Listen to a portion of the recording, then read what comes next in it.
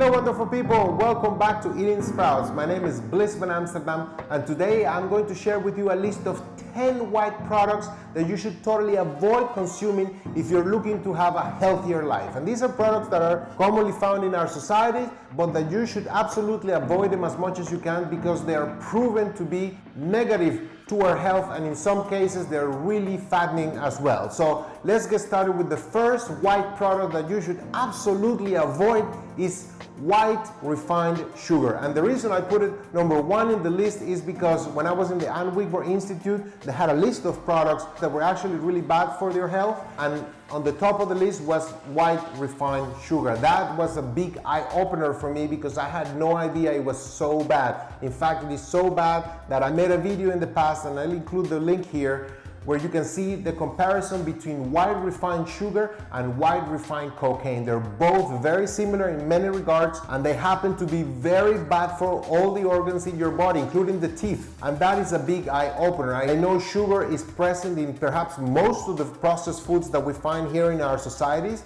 and I know it's very hard to avoid, and I myself admit that I'm addicted to white refined sugar or sugar in general, but I'm fighting that addiction, and I think I'm doing okay so far. But the problem with white refined sugar is that it's available for kids. Since they're little, they're being fed inappropriate amounts of sugar that ultimately cause a whole bunch of problems in the individuals throughout their whole life. And most people don't even realize that they're addicted to sugar, and that is why I put this as number one in the list of a white product to avoid consuming white refined sugar. Okay, now the second product that I recommend you absolutely consider avoiding as much as you can is salt, white table salt. It's no coincidence that they call it the silent killer. Now you can argue that the body needs some salt, and I'm going to agree with that, but not in the amounts that we consume it in our society. We are consuming much more salt than we're supposed to, and that is causing a lot of trouble. That's why they call it the silent killer.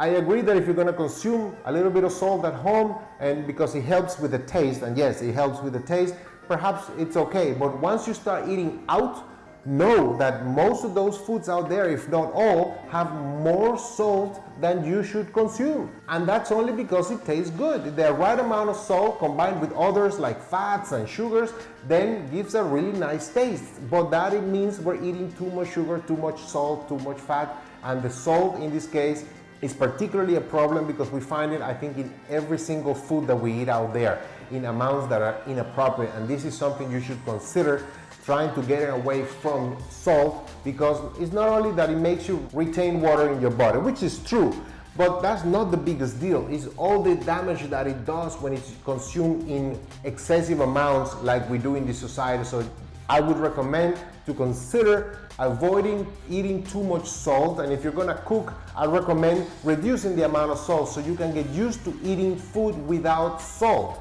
or at least with a minimum salt, which is what I'm doing. And now I can eat food without salt or with very, very minimum salt, and I enjoy it very much because I got used to the taste of food without salt. And I recommend you might want to look into it, but absolutely you might want to at least consider reducing significantly the amount of salt intake, at least as we have it here in our society, okay?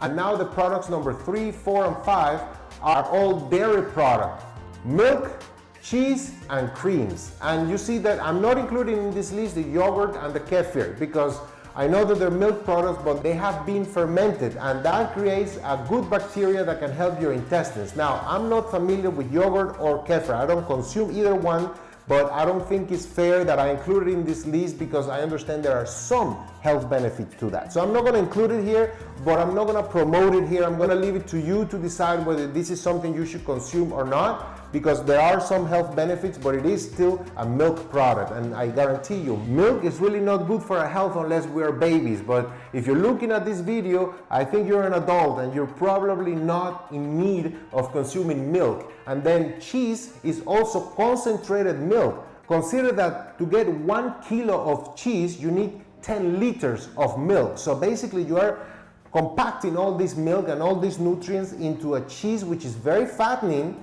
and it's delicious. I'm gonna agree. I've been eating cheese my whole life, and I may even be addicted to cheese, but I'm avoiding it now, and my body loves when I stop eating cheese and dairy and any form of creams that comes from dairy. My body loves it when I don't eat any of that. So there's a reason, and it's in good part because of the concept of interspecies lactation. Perhaps we shouldn't be drinking the milk of another species.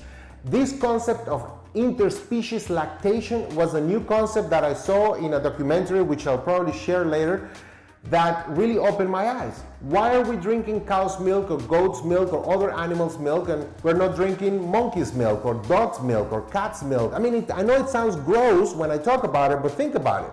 It's the same. It's interspecies lactation. We're drinking the milk of another species, and this is something that when I thought about it, because I had not realized it until I was confronted with that, I said, you know what, I think I'm done with this. And since then I've been avoiding drinking milk or cow's milk, which is the most popular one, and any milk product, because not only my body doesn't like it, and it makes sense. Why am I gonna drink the milk from another animal? It just doesn't make sense, really. We started doing it as a society, not to mention the suffering that all these animals go through, but it's just that it's just not normal.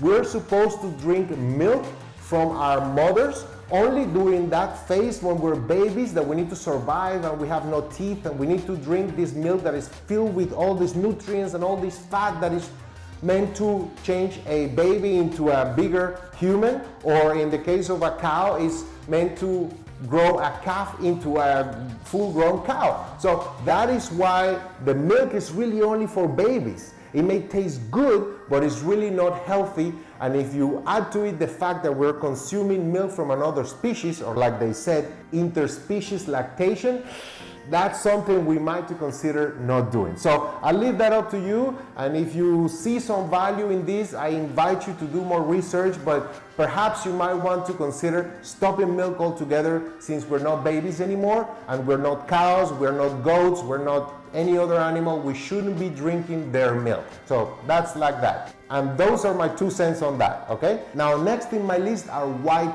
breads. The reason I include white breads, as delicious as they can be, is because white breads not only are very fattening, and just as cheese, you have to take a lot of raw material and process it into this. So you have all this raw material condensed into a very small piece of bread that is full of calories, and especially processed white bread is particularly bad, I don't know, at least here in the United States, because it's filled with ingredients that are particularly bad for our body and that offer no health benefit whatsoever. It just makes it look pretty, it just makes it last longer, and it just makes it cheap to produce, but they happen to be really bad for our bodies. That is the fact, and not all breads are bad. There are some breads out there that are made with fermented grain that can be really good. So maybe other breads are great, but white bread has proven not to be that great, especially nowadays. These processed, industrialized white breads are very, very bad, and that's something you should really stay away from, okay? Now, next in the list, number 7,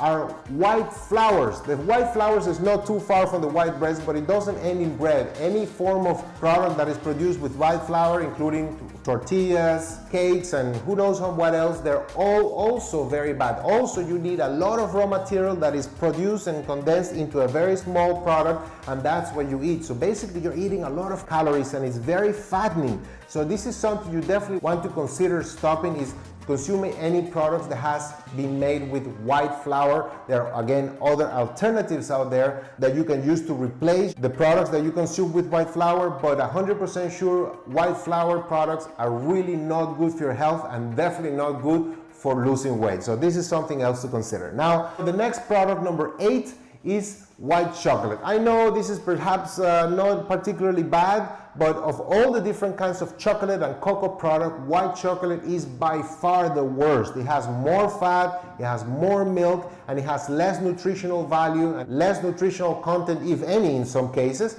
than other chocolates. If you're gonna eat chocolate, the best chocolate you can consume is dark chocolate. The darker, the better, the healthier. That's what it is. I personally don't consume chocolate because I try to avoid sugar, but I use cocoa nibs or cocoa powder pretty much every morning. I have a little bit in my veggie shake and it helps a lot. The cocoa plant can be really good, but it doesn't have to be processed into chocolate. Actually, if it's not even processed, it's even better. But if you want to eat chocolate because it's nice and it tastes good, the darker, the better. And white chocolate, of all the chocolates, is by far the worst, the most fattening, and the one that offers the least amount of nutritional benefits. So of all the chocolates, perhaps you might want to avoid white chocolate and stay to the darker size of chocolate, okay? And now number 9 is white rice. White rice is also a product that is very fattening and is not the best alternative to eat out there. I know it's delicious and it's present in sushi and in so many things, and if you go out there, you most likely will find